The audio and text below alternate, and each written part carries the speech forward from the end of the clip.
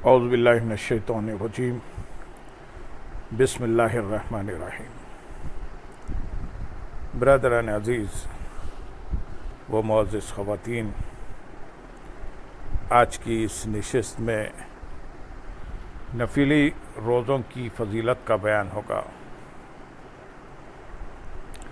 سورۃ البقرہ آیت نمبر 184 میں ارشاد ہے، یہ گنتی کے چند دن ہیں، پس اگر تم میں سے کوئی بیمار ہو یا سفر پر ہو تو دوسرے دنوں کے روزوں سے گنتی پوری کر لے، اور جنہیں اس کی طاقت نہ ہو ان کے ذمے ایک مسکین کے کھانے کا بدلہ ہے۔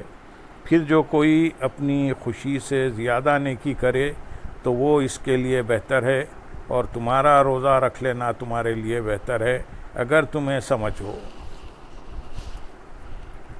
سورۃ مریم آیت نمبر 26 میں ارشاد ہے، سو تم کھاؤ اور پیو اور اپنے حسین و جمیل فرزند کو دیکھ کر آنکھیں ٹھنڈی کرو، پھر اگر تم کسی بھی انسان کو دیکھو تو اشارے سے کہہ دینا کہ میں نے خدا رحمان کے لیے خاموشی کے روزے کی نظر مانی ہوئی ہے، سو میں آج کسی انسان سے قطعاً گفتگو نہیں کروں گی۔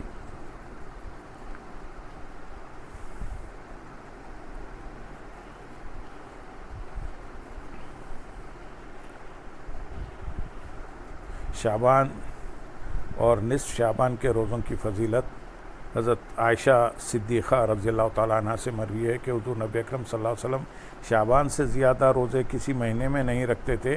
آپ صلی اللہ علیہ وسلم شعبان کا سارا مہینہ روزے رکھتے تھے، اور ایک روایت میں ہے کہ آپ صلی اللہ علیہ وسلم چند دن چھوڑ کر شعبان کا سارا مہینہ روزے رکھتے تھے۔ اس حدیث کو امام بخاری اور امام مسلم نے روایت کیا ہے۔ حضرت عائشہ صدیقہ رضی اللہ تعالیٰ عنہ نے فرمایا، جب حضور نبی اکرم صلی اللہ علیہ وسلم روزے رکھنا شروع کرتے تو ہم یہ کہتے کہ اب آپ صلی اللہ علیہ وسلم افطار نہیں کریں گے، اور جب آپ صلی اللہ علیہ وسلم افطار شروع کرتے تو ہم کہتے کہ اب آپ روزہ نہیں رکھیں گے۔ اور میں نے حضور نبی اکرم صلی اللہ علیہ وسلم کو ماہ رمضان کے سوا کسی ماہ مکمل روزے رکھتے ہوئے نہیں دیکھا، اور نہ کسی ماہ میں آپ کو شعبان سے زیادہ روزے رکھتے ہوئے دیکھا۔ اس حدیث کو امام بخاری و مسلم نے روایت کیا ہے۔ حضرت اسامہ بن زید رضی اللہ تعالیٰ عنہ روایت کرتے ہیں کہ میں نے عرض کیا، یا رسول اللہ صلی اللہ علیہ وسلم، جس قدر آپ صلی اللہ علیہ وسلم شعبان میں روزے رکھتے ہیں اس قدر میں نے آپ صلی اللہ علیہ وسلم کو کسی اور مہینے میں روزے رکھتے ہوئے نہیں دیکھا۔ آپ صلی اللہ علیہ وسلم نے فرمایا، یہ ایک ایسا مہینہ ہے جو رجب اور رمضان کے درمیان میں آتا ہے، اور لوگ اس سے غفلت برتتے ہیں، حالانکہ اس مہینے میں پورے سال کے عمل اللہ تعالیٰ کی طرف اٹھائے جاتے ہیں، لہذا میں چاہتا ہوں کہ میرے عمل روزدار ہونے کی حالت میں اٹھائے جائیں۔ اس حدیث کو امام نسائی اور احمد نے روایت کیا ہے۔ حضرت انس رضی اللہ تعالیٰ عنہ سے روایت ہے کہ حضور نبی اکرم صلی اللہ علیہ وسلم سے پوچھا گیا کہ رمضان المبارک کے بعد کس مہینے میں روزے افضل ہیں؟ آپ صلی اللہ علیہ وسلم نے فرمایا، تعظیم رمضان کے لیے شعبان کے روزے رکھنا افضل ہیں۔ پوچھا گیا کہ کون سا صدقہ افضل ہے؟ آپ صلی اللہ علیہ وسلم نے فرمایا، رمضان المبارک میں صدقہ دینا افضل ہے۔ اس حدیث کو امام ترمذی اور امام بہقی نے روایت کیا ہے۔ حضرت عائشہ صدیقہ رضی اللہ تعالیٰ عنہ فرماتی ہیں، ایک رات میں نے حضور نبی اکرم صلی اللہ علیہ وسلم کو نہ پایا تو میں آپ صلی اللہ علیہ وسلم کی تلاش میں نکلی، کیا دیکھتی ہوں کہ آپ صلی اللہ علیہ وسلم جنت البقیع میں ہیں۔ آپ صلی اللہ علیہ وسلم نے فرمایا، کیا تجھے ڈر ہوا کہ اللہ اور اس کا رسول تجھ پر ظلم کرے گا؟ میں نے عرض کیا، یا رسول اللہ صلی اللہ علیہ وسلم، میں نے سوچا شاید آپ صلی اللہ علیہ وسلم کسی دوسری زوجہ کے ہاں تشریف لے گئے۔ آپ صلی اللہ علیہ وسلم نے فرمایا، اللہ تعالیٰ 15ویں شعبان کی رات کو آسمان دنیا پر جیسا کہ جس کی شان ہے اترتا ہے، اور بنو کلب قبیلے کی بکریوں کے بالوں سے زیادہ لوگوں کو بخشتا ہے۔ اس حدیث کو امام ترمذی و ابن ماجہ نے روایت کیا ہے۔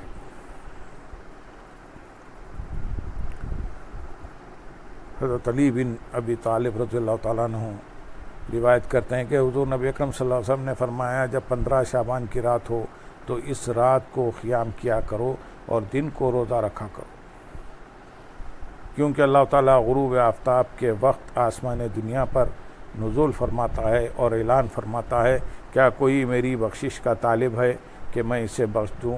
کیا کوئی رزق مانگنے والا ہے کہ میں اسے رزق دوں؟ کیا کوئی مصیبت زدہ ہے کہ میں اسے عافیت عطا کر دوں؟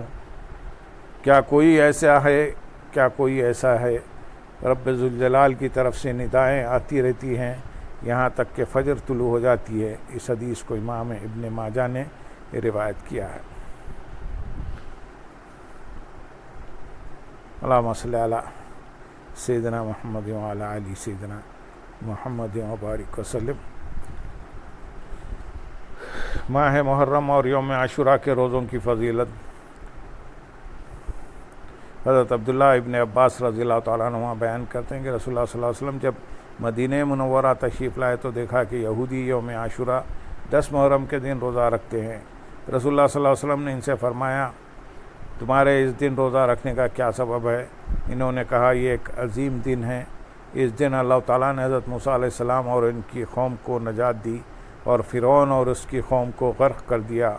حضرت موسیٰ علیہ السلام نے شکر ادا کرنے کے لیے اس دن کا روزہ رکھا اور ہم بھی روزہ رکھتے ہیں۔ رسول اللہ صلی اللہ علیہ وسلم نے فرمایا حضرت موسیٰ علیہ السلام کی وجہ سے شکر ادا کرنے کا تم سے زیادہ ہمارا حق ہے۔ پھر رسول اللہ صلی اللہ علیہ وسلم نے اس دن کا روزہ رکھا اور اس دن روزہ رکھنے کو حکم دیا۔ اس حدیث کو امام بخاری و مسلم نے روایت کیا ہے۔ اللہم صلی علی سیدنا محمد وعلی آل سیدنا محمد وبارک وسلم۔ یوم عرفے کے روزے کی فضیلت۔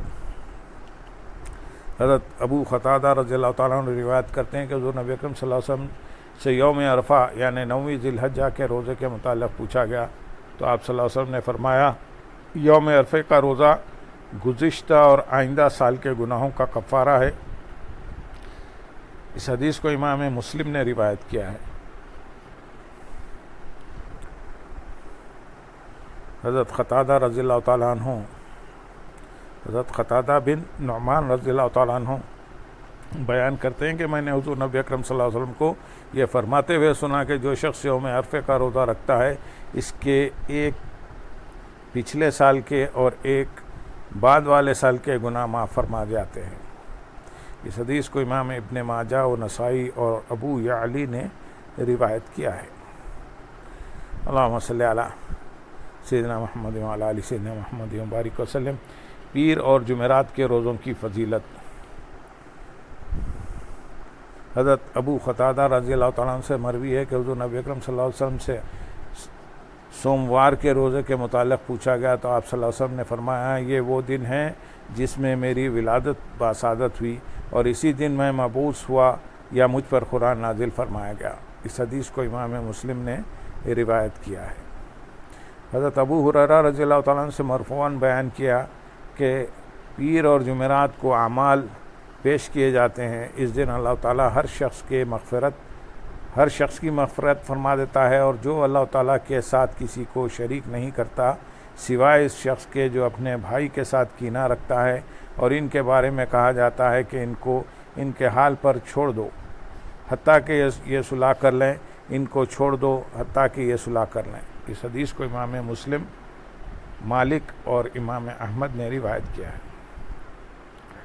امام مسلم کی دوسری روایت میں ہے کہ حضور نبی اکرم صلی اللہ علیہ وسلم نے فرمایا پیر اور جمعرات کے دن جنت کے دروازے کھول دیے جاتے ہیں اور ہر اس بندے کی مغفرت کر دی جاتی ہے جو اللہ تعالیٰ کے ساتھ کسی کو شریک نہیں بناتا سوائے اس بندے کے جو اپنے بھائی کے ساتھ کینہ رکھتا ہے، اور یہ کہ کہا جاتا ہے کہ ان کو مہلت دو حتیٰ کہ یہ صلح کر لیں، ان کو مہلت دو حتیٰ کہ یہ صلح کر لیں، ان کو مہلت دو حتیٰ کہ یہ صلح کر لیں۔ حضرت ابو ہریرہ رضی اللہ تعالیٰ عنہ سے مروی ہے کہ حضور نبی اکرم صلی اللہ علیہ وسلم نے فرمایا پیر اور جمعرات کو اعمال بارگاہ الہی میں پیش کیے جاتے ہیں، میں چاہتا ہوں کہ میرا عمل روزے کی حالت میں پیش ہو۔ اس حدیث کو امام ترمذی نے روایت کیا ہے۔ حضرت عائشہ صدیقہ رضی اللہ تعالیٰ عنہ فرماتی ہیں حضور نبی اکرم صلی اللہ علیہ وسلم پیر اور جمعرات کے دن کے روزے کا خاص خیال فرماتے تھے۔ اس حدیث کو امام ترمذی، نسائی اور امام احمد نے روایت کیا ہے۔ اللہم صلی علی سیدنا محمد وعلی آل سیدنا محمد وبارک وسلم۔